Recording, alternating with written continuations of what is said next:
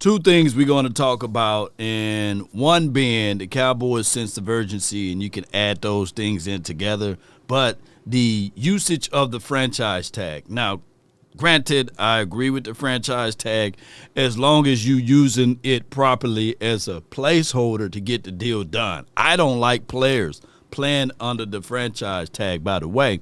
But according to Dan Grassino, and shout out to Brandon Laurie for reposting, the Cowboys have done enough work on the Odighizuwa extension that I would be surprised to see them use the franchise tag. He says that I wouldn't be surprised if they use the franchise tag.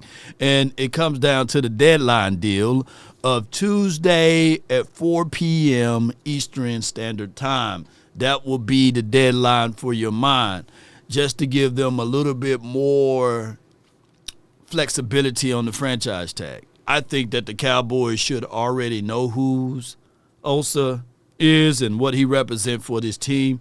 And if they wanted him at that lower rate, they should have signed him last season, not this season. Whenever you get to the end of life contract, you pay more.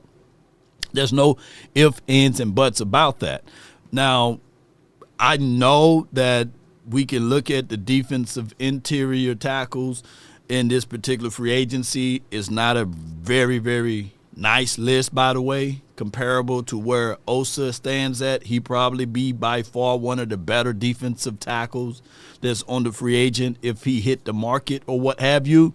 But when you look at the complete picture, I think that the Cowboys should have already signed Osa a year ago. But now you got to pay this high premium, and you look at the APY of a deal of 21 to anywhere between 21 and 25. That's a lot of coins for Osa. And that's the going rate, by the way. You can't escape the market, and his agency would not allow him to take $10 to $15 million below market.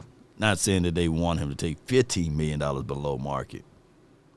But it's just how the Cowboys operate and roll with this particular situation. Let me know how you guys feel of Osa. There's some people who say to themselves, hey, man, let's move on from Osa. And on another news, the D-Law situation. Him and Matt Eberflus, they know each other. And let me just say this one more time. D-Law may be back with the silver and blue. There's no other veteran defensive lineman that we have on this team or edge rusher outside of Parsons. So DeMarcus Lawrence may be back in uniform. They're working on a deal. But it got to be a serviceable deal, a reasonable deal between the two parties. Yeah, that's all I'm going to whisper on that.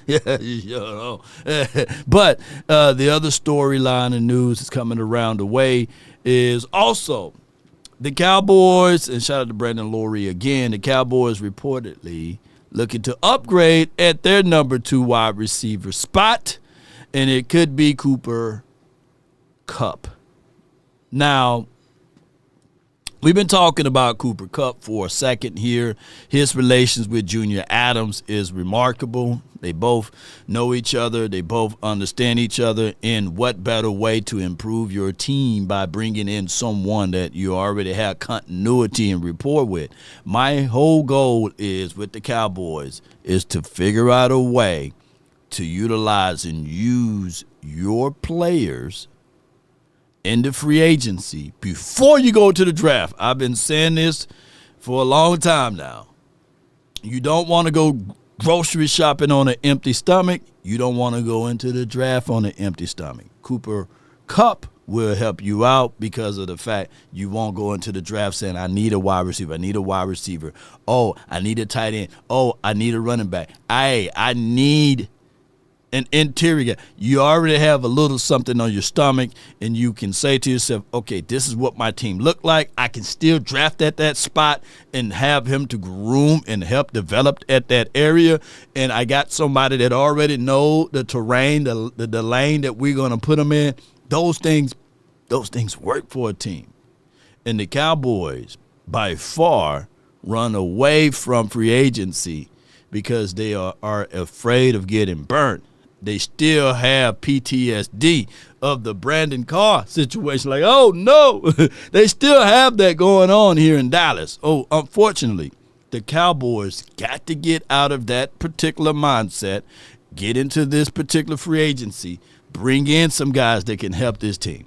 Now, on the flip side, I'm not pointing out or I'm beating up anybody who got the notion or the opinion about Debo Samuels going to the Washington team with hopes that he's going to be washed. I'm not beating up that ideology. What I'm saying in my post on Twitter is this right here, ladies and gentlemen, and I'm going to bring this up. Hold on, let me pull up my Twitter right quick. Bear with me.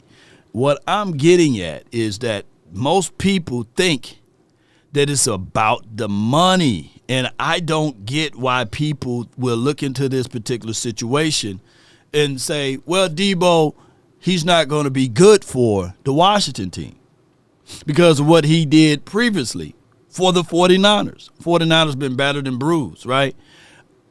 This is what I said. I don't get how some Cowboy fans are so focused on the money aspect of Debo Samuel deal to the Washington instead of whether he will make the Washington better. Newsflash, he makes them better. It's crazy for you to think that Crowder and Noah Brown and whoever else they had as their number two, Diami Brown or whoever that they had as their number 2 wide receiver is better than Debo, right?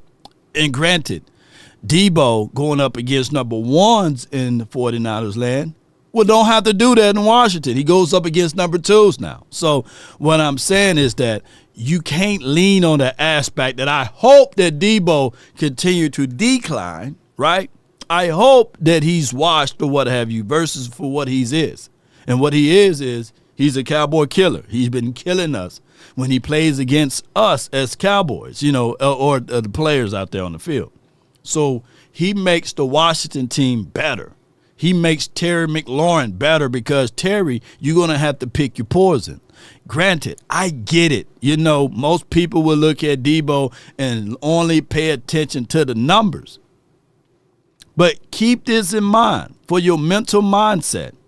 They are a run-first team. You're not going to have crazy, gaudy numbers with Debo in the 49ers system because they were a run-first team.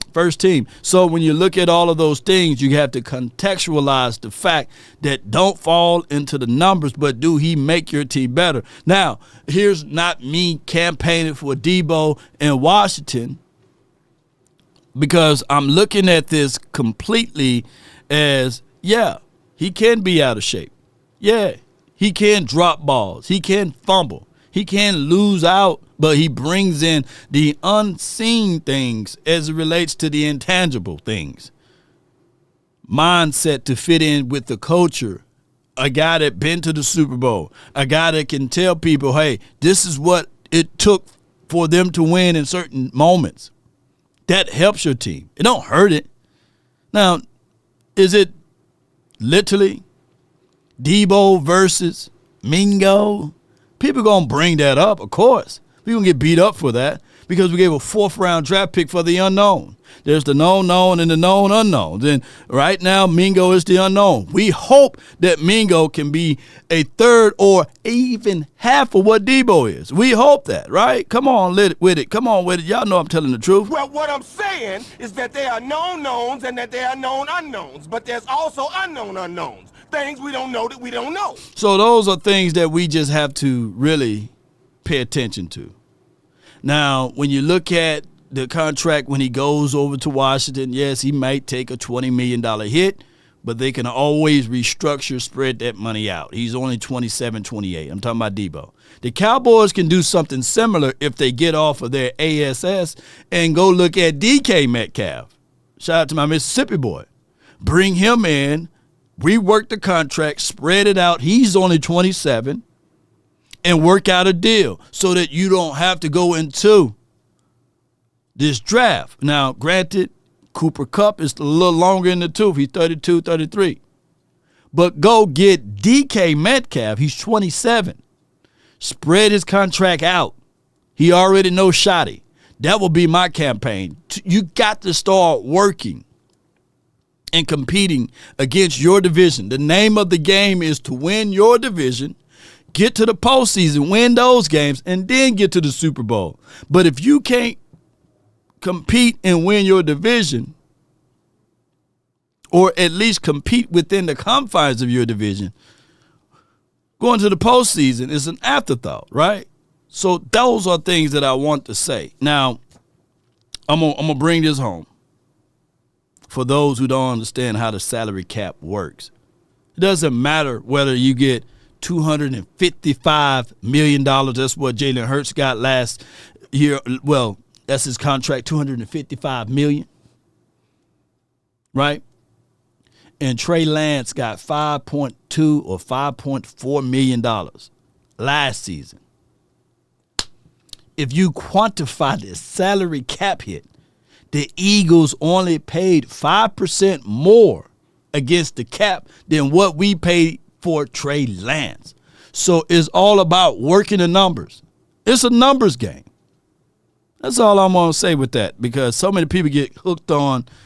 And who won on that deal? Would you rather pay Trey Lance or Hurts at 5% more against the cap with a Super Bowl, with A.J. Brown, with Smitty?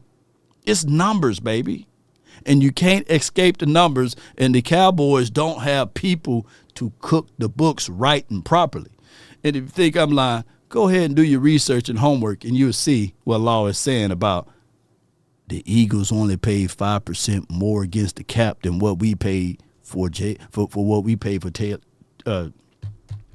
Trey Lance. It's crazy. I couldn't even get it out. But that's been my time. I really thank you all for yours. And remember, you're listening to nothing but the best. Let's get it, Cowboy Nation. One love. It's still one love. One love. One love. But y'all know how this goes. Come on, where my music at? Come on. Give me my thing, you. Until next time, DC for life, not for short. Peace. I'm out.